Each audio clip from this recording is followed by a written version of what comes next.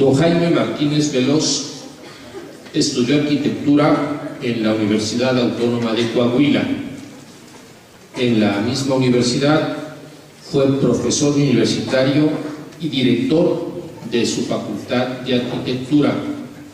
Ha sido articulista del periódico La Jornada, tiene diversos libros: Juventud, una invitación a la rebeldía; Baja California, una trinchera de lucha; Chiapas, la paz inconclusa; y Universidad Autónoma de Coahuila, crónica de una utopía. En el campo de la política ha sido 2 veces diputado federal, en la 56ª y en la 58ª legislaturas del Congreso de la Unión. También fue diputado local en Baja California en la 16ª legislatura. Ha contendido a cargos de elección popular buscando la alternancia en el poder político. Ha trabajado en Sedesol y ha formado, eso es lo que yo quisiera resaltar, en 4 ocasiones formó parte de la Comisión para la Concordia y la Pacificación en Chiapas. El 14 de enero del 2013, ya tiene 3 años, se hizo cargo como titular de la Comisión para el Diálogo con los Pueblos Indígenas de México, como un reconocimiento a su trayectoria, como un reconocimiento a su congruencia, y en donde ha intervenido en una enorme diversidad de conflictos, tratándose de comunidades indígenas, tratándose de problemas en la tenencia de la tierra, tratándose de problemas en la defensa de tierras y territorios indígenas. Me parece que con el arquitecto Martínez Veloz tenemos a un hombre que ha sido congruente con su decir y su actuar. Lo escuchamos, arquitecto.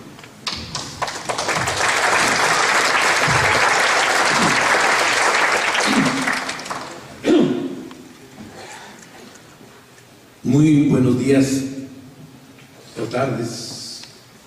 Buenos días, estimadas compañeras y compañeros, distinguidos miembros del presidio. Deseo agradecer enormemente al doctor Javier López Sánchez su invitación a este evento y felicitarlo porque durante los 3 últimos años me ha correspondido acompañar el trabajo por los eventos del INALI, darle seguimiento y ver cómo, a pesar de las difíciles circunstancias económicas por las que transita el INALI, ha sido capaz de generar una serie de iniciativas muy importantes para fortalecer nuestras lenguas, para impulsar mecanismos de coordinación y de concertación interinstitucional y que permita lograr tener resultados positivos en su gestión. Lo que ha hecho el doctor Javier no es fácil en medio de una situación tan compleja. Sin embargo, su habilidad, su entrega, su compromiso nos ha permitido estar reunidos. Fue en el Fuerte la primera ocasión, luego en Chihuahua, luego en el Tajín y ahora aquí en la Ciudad de México.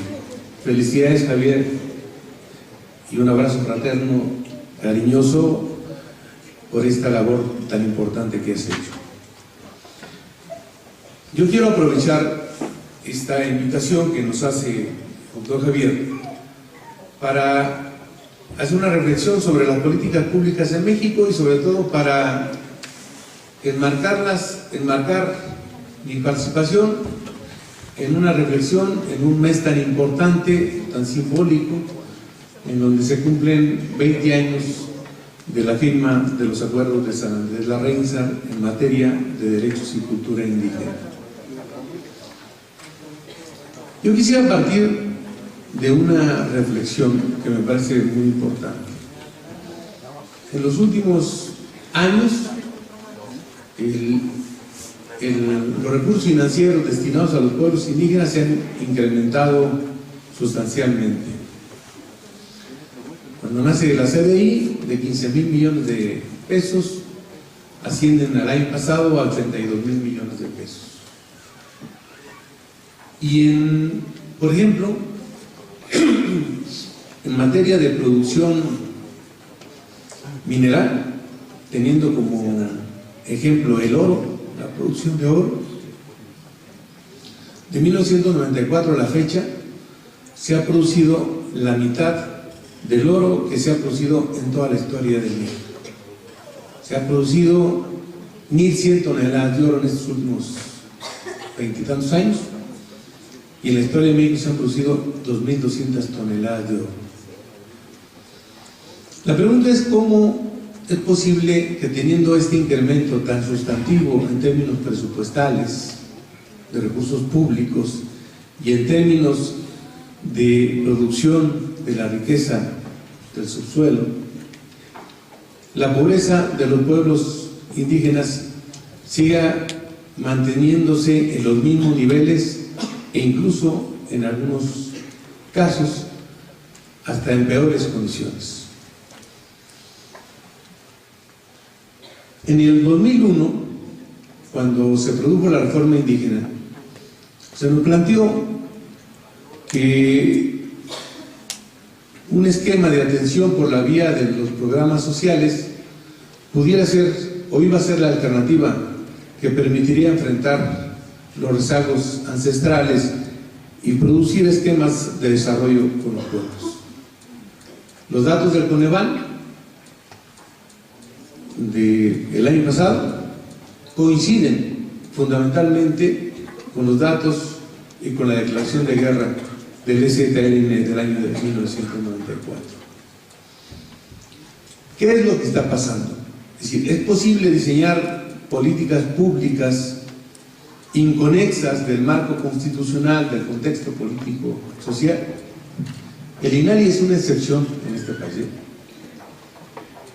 pero le quiero decir que los grandes excluidos en las definiciones de las políticas públicas, de los programas de coinversión entre las distintas dependencias del gobierno federal y los gobiernos de los estados, incluso hay algunos gobiernos de los estados que han construido una instancia para la atención de los pueblos indígenas, en Guerrero, en Chiapas, en Oaxaca, en varios lugares.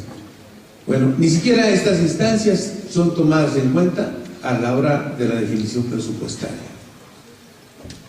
Los indígenas, por otro lado, estos 82,000 millones de pesos del año pasado, que fueron aprobados por la Cámara de Diputados, que bajan por distintas dependencias del gobierno federal, se ven ante una realidad que hace que estos recursos no tengan los resultados que se pretenden. Hay muy pocas dependencias federales, salvo la CDI y alguna otra, pero las dependencias federales, como la CDSOL, la Secretaría de Comunicaciones y Transportes, la Secretaría de Seguridad y Asistencia, y otras donde bajan importantes recursos, no tienen instancias internas indígenas que puedan entender el marco jurídico, las condiciones socioeconómicas, el tipo de lengua que se habla en cada lugar. Es decir, tenemos una importante inversión en materia federal, pero inconexa, desarticulada, y donde los grandes ausentes en la definición de la planeación de los recursos, de la ejecución, de la vigilancia y de la contraloría de esos mismos sean los propios indígenas. Esto no quisiera decirlo y no quisiera ser tan crudo, pero es la realidad. Esto fundamentalmente tiene que modificarse si queremos enfrentar las graves carencias que tiene nuestro pueblo. Y si a eso le agregamos otro tema que me parece de suma importancia: que tiene que ver con una definición estratégica del país. En 1994, después del levantamiento armado, después de varios meses de negociación, en el año de 1996, el 16 de febrero, se firman millones con Fox y después 24 millones con Calderón, sino a condición de generar graves conflictos de carácter ambiental, social y político. La minería dejó de ser, o pasó de ser una actividad económica, a convertirse en un asunto de seguridad nacional. Porque donde está la minería hay deterioro ambiental, hay deterioro del tejido social, hay padrones de negociación donde está muy claro que los dueños de estas concesiones intentan cooptar al comisariado, corromperlo, si no pueden, le fincan delitos, lo apresan y en algunos casos se ha llegado hasta el asesinato. Entonces, ejemplos tenemos donde quiera: San José del Progreso, Carrizalillo, La Tarahumara. Este tipo de acciones no solamente trajeron un daño ambiental, sino también una ruptura del tejido social. Entonces, el no reconocerle la personalidad jurídica a los pueblos indígenas generó un vacío, y por desgracia en muchos lugares del país ese vacío lo ha llenado el crimen organizado. Ese es el dilema que tiene el Estado mexicano: el no reconocer, el satanizar a los pueblos indígenas que aspiran a ser reconocidos como sujetos de derecho, y satanizarlos en términos de que detrás de esa aspiración están intereses inconfesables, ha traído como consecuencia un debilitamiento de la estructura comunitaria y un fortalecimiento de las bandas criminales en muchos lugares del país. Te lo puedo decir, hay un paralelismo entre la entrega de estas grandes superficies del territorio nacional y el fortalecimiento de las bandas criminales, por desgracia. En Michoacán, por poner un ejemplo, no se puede explicar el fenómeno del crimen organizado si no es a partir de la entrega del puerto de Lázaro Cárdenas a los chinos, y la entrega de más irregular incluso esa entrega, y la entrega de más de 1 millón de hectáreas a la minería. Hace 2 años la Marina tuvo bajo su control el puerto de Lázaro Cárdenas y encontró 4 barcos, cada uno parece con 100,000 toneladas de hierro, para salir en forma ilegal hacia China. Entonces, este conjunto de acciones, compañeras y compañeros, obligan forzosamente a replantear el esquema con el cual el Estado mexicano ha venido tratando su relación con los pueblos indígenas.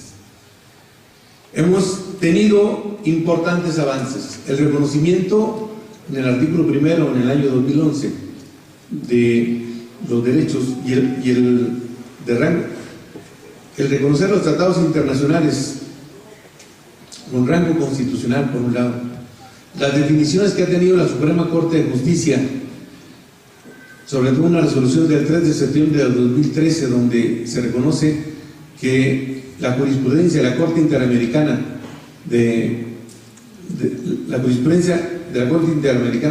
Humanos es vinculante en nuestro país. Son importantes avances que le permiten a los pueblos tener instrumentos jurídicos para su defensa.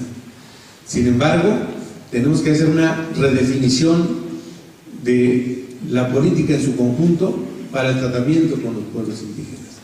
El presidente de la República, en septiembre del año 2014, planteó en las Naciones Unidas la necesidad de armonizar la legislación nacional con la Declaración de las Naciones Unidas en materia de derechos indígenas. Ustedes saben bien que esta declaración y los acuerdos de San Andrés caminan en el mismo sentido. Y pareciera mentira, pero Canadá, país que estuvo en contra de la Declaración de las Naciones Unidas en el año 2007, ya inició su proceso de armonización para hacer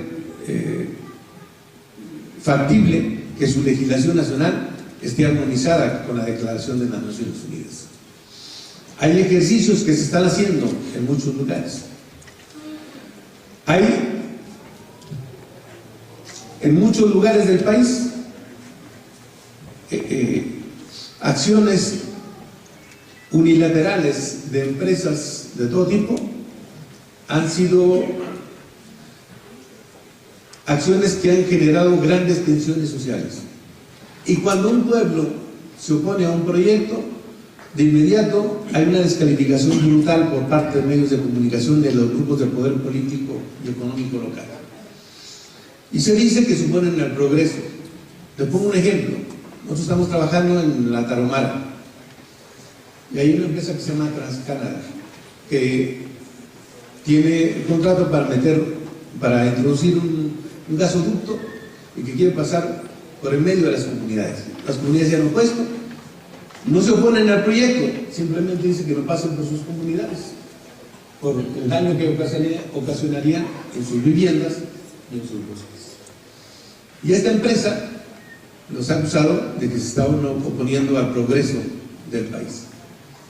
Y curiosamente, esta misma empresa en Estados Unidos está tratando de construir un oleoducto y el presidente Obama se opuso al proyecto.